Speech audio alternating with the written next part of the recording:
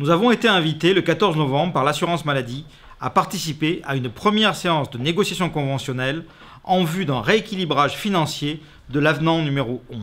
En réalité, un traquenard, où nous avons découvert les travaux menés en secret depuis des mois par l'USPO, les complémentaires santé et la CNAM.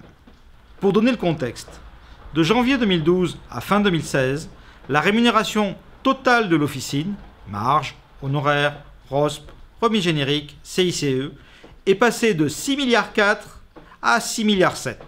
Antérieure à la mise en œuvre de l'avenant 11, cette hausse de 4,6% au cours de la période résulte surtout des dispositifs conventionnels favorisant les génériques, et cela nous a permis d'enclencher le virage vers le pharmacien plus professionnel de santé, tout en préservant l'économie. Au 31 décembre 2019, la rémunération officinale projetée sera d'environ 6,5 milliards, soit une baisse de 2%, malgré l'apport constaté de l'avenant 11 à la convention pharmaceutique, supérieur aux prévisions.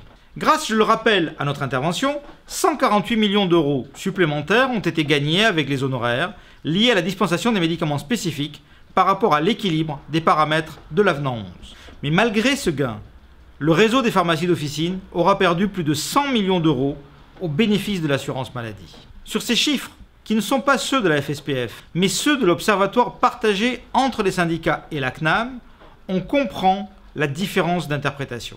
La CNAM et l'USPO ne s'intéressent qu'au rendement lié aux paramètres de l'avenant 11, quand la FSPF, elle, met sur la table l'économie globale, incluant les effets des baisses de prix sur les médicaments et la quasi-disparition de la ROSP. Pour en revenir à la proposition USPO-CNAM, il s'agit de supprimer quasiment les honoraires de dispensation pour les ordonnances complexes et de supprimer la ROSP RPPS pour récupérer 70 millions d'euros au détriment des officiers. Ensuite vient l'enfumage.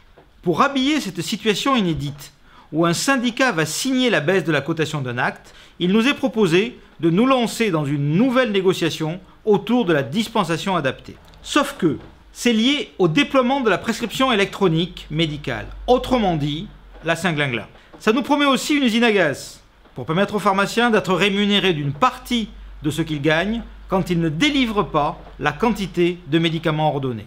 C'est aussi une réduction du champ de la revendication de la FSPF de l'acte d'intervention pharmaceutique, qui est un véritable acte de coordination.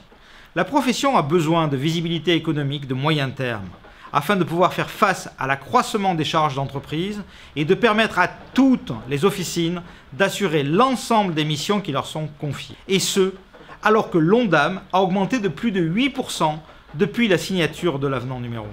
C'est pour toutes ces raisons que nous avons refusé d'aller plus loin dans les discussions avec l'assurance maladie. Dans ce contexte économique difficile, accepter une quelconque diminution de rémunération de la part d'un syndicat serait trahir les confrères. J'appelle le président de l'USPO à ne pas signer seul. La FSPF est prête à négocier avec l'assurance maladie, mais uniquement pour réviser à la hausse la rémunération des pharmaciens pour garantir un meilleur service de santé pour nos patients.